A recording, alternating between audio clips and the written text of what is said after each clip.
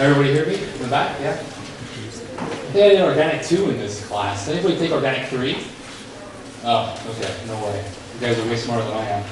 Okay, so I'm going to take you on a ride with McDreamy and McSteamy. We're going to go right through for us to be a surgical resident where we do things, we do see people. So, things to get out of the way. What I'm not going to talk about in my talk is how to get into medicine. We can talk about that after. I'll stick around. Feel free to talk to me about all the biographical letters, what preparing for the interview is like, and all these other things you have to do, all the hoops you have to jump through to get into medicine. And unfortunately, once you get into medical school, if you want to get into surgery or something competitive, like, for example, dermatology, which is one of the most competitive, you have to sort of jump through the same hoops again. And you again have to write an autobiographical letter, and again have to do interviews. So it's not really over. But I think the main point you should get from today is that you really should be convinced that when you go into medicine, it's what you want to do. And then through medical school, you get to try different subspecialties and different specialties. You decide what's right for you and what you like. Because if you don't like it, no matter how glorious and respectful it is, you're really not going to excel in it. I think that's a big message to take home.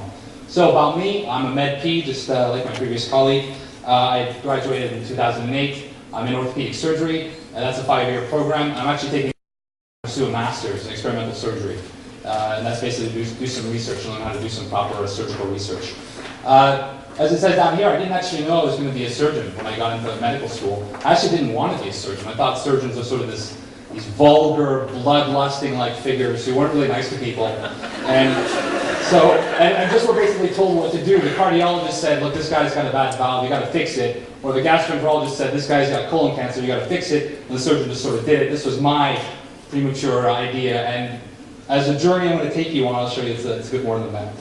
So surgery, it's in our blood. And if you take a look at our ancestors, you see this gentleman here, or lady, I'm not quite sure, whatever our ancestors, this is not because somebody hit someone else over in the head. This is done on purpose. This is trepanation. This is the first surgical procedure that's known. And this is a representation of a skull. Some skulls were found in France from 6500 BC. This is an intentional surgery where you actually take sort of a burr and you burr into the skull. And at that point, it was believed, at least we believe, the first documentations is that it would relieve the mind of evil spirits. And then later on, even up until the Renaissance, it was used as a treatment for seizures and skull fractures. I don't know how you treat skull fractures by making a huge hole in the skull. But some of the skulls actually show signs of healing, so these patients did survive. And as you move on, you see the first actual written surgical document from ancient Egypt actually outlines some ways to suture up wounds and how to put splints and casts on things. And then we go to Sushruta, which is believed to be one of the many fathers of surgery actually from India.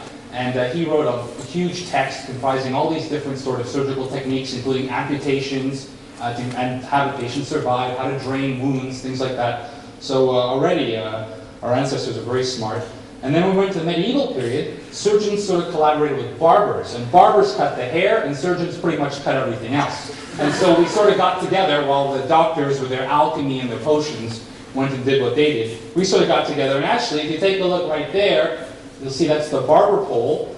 And that's still something that's used by barbers today. And that's because back in the sort of medieval Renaissance period, surgeons and barbers used to have, of course, bandage people up, put bandages. And so they'd have the clean bandages, and then the bandages that were soaked with blood, that were red. And they would leave them out of their windows to sort of dry, and with the wind, they would twist together, and so there you have that sign. Oh, everyone's going to tell somebody they know it's fine, I'm sure. And now actually the surgeons moved along, and they united with the physicians, and the barbers, meanwhile, kept this sign. So the white is supposed to be bandages, the red is arterial blood, the blue is venous blood. But the blue, also the United States, that's a homage to the flag, I'm not quite sure. That's why I wrote Wikipedia, it's nice, so that's what it says. And then there's this guy, who's actually one of the main reasons I went into surgery. It's Sir John Hunter. And this is a guy who was the 8th of 9 children from Scotland, very poor family. His brother had become a famous obstetrician in London, actually was delivered one of the Queen's babies. And so he said, well, look, you're not really doing anything with your life. Why don't you come down and work in my cadaver lab, and you can learn a bit of anatomy and just clean up the place. And actually, he learned his anatomy so well that he described the lymphatic system, which, as you may know, is the channels that drain all the extra fluid from the extracellular material that the veins don't take. And he also dissected a series of pregnant women who had died of other diseases and actually described the sort of development of little fetuses in the uterus, at least grossly. And then, of course, he actually went on to become a surgeon, and was actually one of the first surgeons to sort of advocate the idea that we should learn anatomy before we learn surgery. And I know that seems very sort of, well, duh, and it seems very illogical.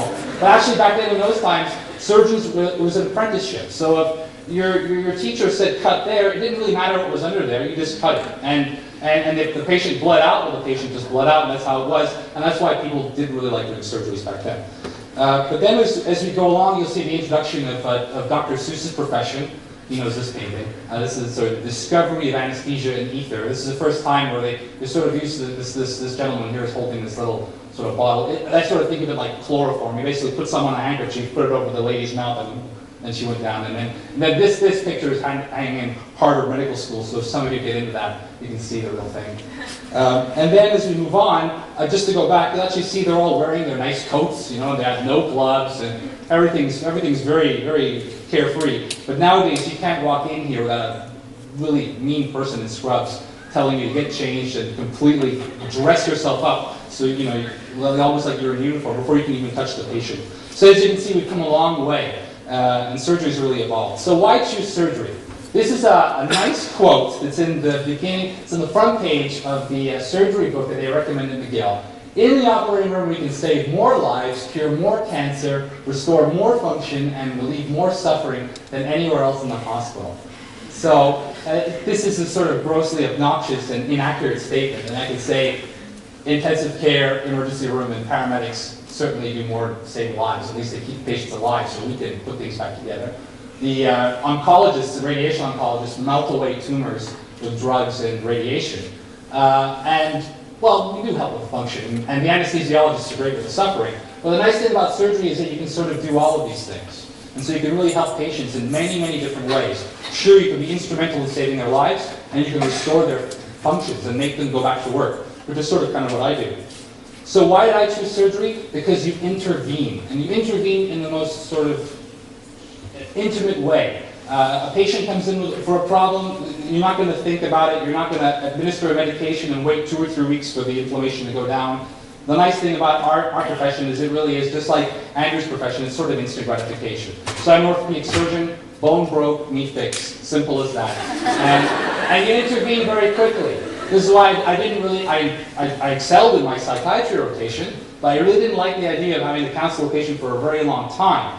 And that's because I like seeing results. But I still like developing long-term relationships with my patients who may have complicated cases. And they may come and see me once every 3 or 4 months. And that's still something that you do have. And of course, there's this unique role with the patient. So when a patient agrees for you to operate, sometimes they have no choice because it's an emergency, they're basically allowing you to see them in their most vulnerable position, when they're completely unconscious, and you're going to sort of open them up and remove the disease or fix the problem.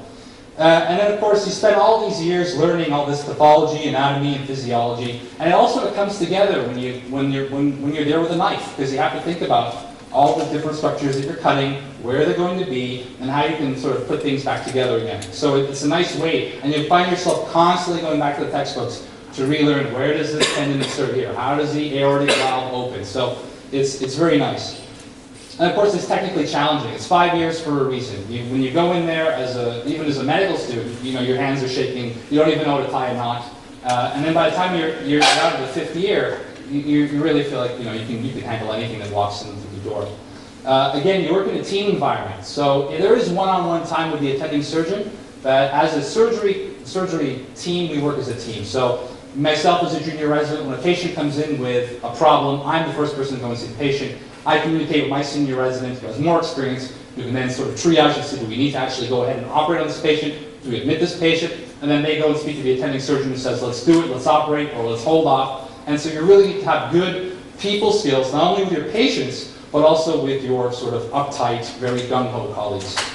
And what's nice is that, especially in the last sort of 20 years, surgeons have always been blamed as sort of lagging behind other physicians. And we have the statins and the blood pressure medications, while surgery's always stayed the same. But now, as I'll sort of talk to you a little bit about, we're now coming up with a lot of sort of basic science approaches, which is what surgeons hate about molecules and cells and all these tiny little things which you can't really think about. And it's really nice to actually have some innovations coming into the field.